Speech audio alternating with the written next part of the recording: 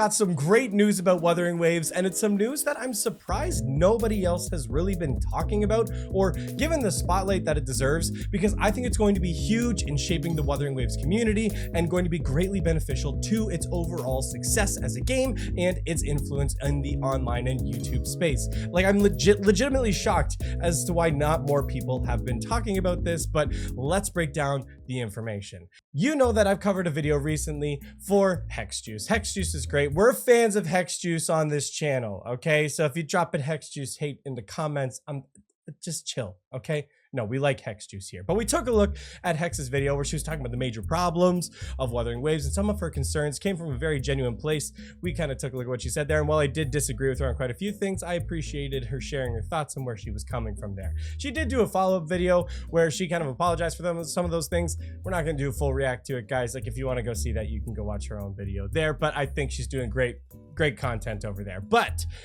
on that conversation of the advertising, there has been another video that got released recently coming from the channel Lol Shinya. Now, I had never really seen this channel before, and actually, to be totally fair, I was exposed to this channel through a reaction video from Tectone. Now, I know some people have some very strong feelings about Tectone, or sorry, Baldemort, as some of you like to call him. I do watch his content. I think he's pretty funny on a lot of occasions, but he did this video breaking down some of the things that Lol Shinya was talking about why Wuthering Waves is going to succeed, and a lot of the information is stuff I had heard before. There's some great comments in there. However, I think there's a big thing that Tectone drops in the video that they kind of just move on from. And so I want to show you that little clip and let's talk about it. So they're talking about advertising here and some of the criticisms about advertising. That's why I was talking a little bit before about what we covered in Hex Juice's video, because other people have been making some similar comments. But this is what Lol Shinya had to say about it. And I will say, if you don't know who Lol Shinya is,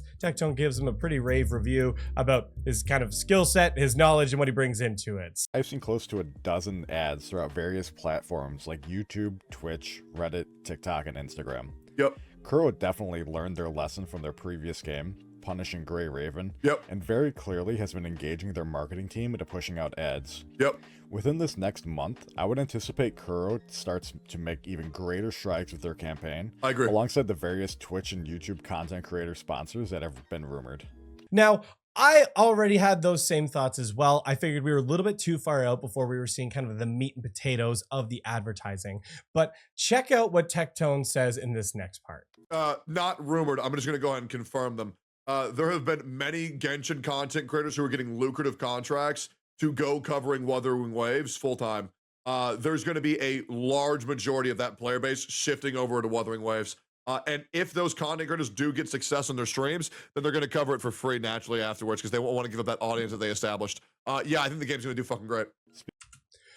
That's freaking huge. Like, Tectone kind of just like says that very matter of fact, like, yeah, of course, like that's what's going to be happening here. And now, whether or not you like Tectone, I think is irrelevant to the point that he's making, because one thing that you can't deny is that Tectone is very connected in the space and in the industry. He's got a really good pulse of what's going on, and he does have a lot of connections there. He's part of Mythic Talent. He understands how these companies work, and he does have some insight into the inner workings. And that has been proven to be true over the past year, and a lot of the things that have unfolded, the number of people he talks to. So I'm definitely going to say he's got an idea of what's going on.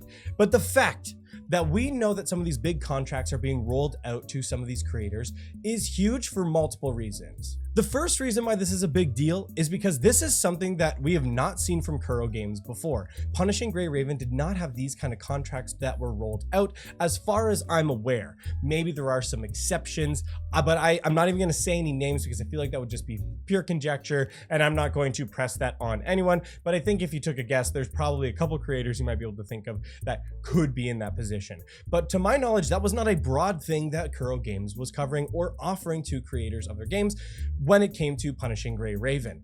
But the fact that they're doing that for Wuthering Waves is huge. One of the things that we knew about Wuthering Waves and its competition with Genshin is how much of the player base is going to be captured by that. I've already said that it's going to be a symbiotic relationship here, where the game needs to deliver and needs to be of quality, but there needs to be creators that are covering it and a community that's excited for it. You kind of need an equal balance between all three to get the cultural zeitgeist and impact that a game can have, or have at least a strong, thriving community. If you're missing any one of those pillars, it doesn't have quite the same effect, at least from a quote-unquote gaming cultural perspective.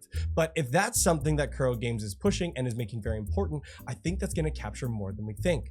A lot of people have been talking about how many people are going to be leaving Genshin, how many people will actually stay in Wuthering Waves, because again, I don't think people are going to balance both. I think that's too much. I think 2 open world gacha games is too much to carry. You can maybe do an open world gacha game and a couple other fillers, but you're not going to be covering all of them. So how much of that player base are they going to be able to capture and hold onto? Well, I think if they're seeing some of their big content creators sticking to this game, doing a lot of content on this game, getting a lot of exposure to the game, and as long as the game itself can deliver, because content creators can't do everything, I think this is going to have a way bigger impact than we thought. Of course, I'm still not saying that it's going to completely demolish Genshin or anything like that. And no, I don't still think it's going to be a Genshin killer. We're just not even using that terminology in like a legitimate way. Maybe in a meme way. Maybe if we want to clickbait a little bit, maybe we can do that. But in actuality, no. It's not going to be a Genshin killer. But I do think it means it's going to have a way bigger splash than I think a lot of us were giving it credit. Because while Genshin is still going to be there and it's probably still going to be the same behemoth level moving forward, I think the amount of market share that Wuthering Waves is going to capture is going to be way bigger than we thought. I think having more content creators that have a financial incentive to continue to cover the game, again, as long as it's a good game, is just going to be an extra push in keeping that market. And again, I want to be fair though. They do, Lal Shinya does go on to say in his own video that he does think that it's not going to have the same kind of major impact it had on Genshin. But I don't know. I think on that point, he might be underplaying it a little bit. I do think the content creators having that big move is going to be a big deal. That's one of the big things that made up the Genshin community. Now, maybe I'm overblowing it a little bit, and that could be the case, but I do think one thing is clear. If there are a lot of content creators covering this game on launch, and it is a good game that people are going to be paying attention to, I think it's going to have a great hit. I think it's a mistake to try and define success of Wuthering Waves being that it needs to beat Genshin and destroy Genshin to be a successful game. I think it's a dumb metric, and I think anybody who's using that metric is completely ignorant of every other gaming genre if you actually think that's the meter that is needed to have a successful game. And while I don't think the game is going to be as big as Genshin on launch, I think with this extra push, we are going to see even more people trying it out.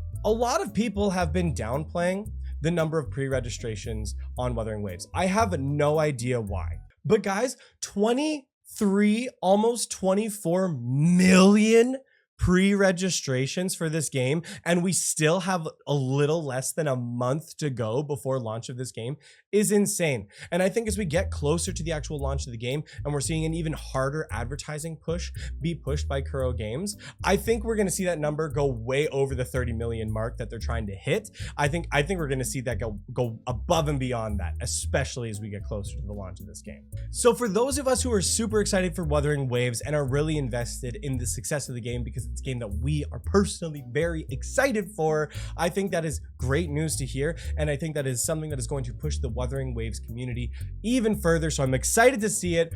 Big W for Kuro, big W for creators. Still an L for me because I'm not one of the creators who's getting one of those contracts. Kuro, I'm still here. That content creator server is looking pretty nice. If you wanted to pass that along, I'd appreciate it. But that's going to be it for this one, guys. Thank you so much for watching. Shout out to all the patrons who support this channel. I greatly appreciate you. Thank you all so much for watching, and we'll see you next time.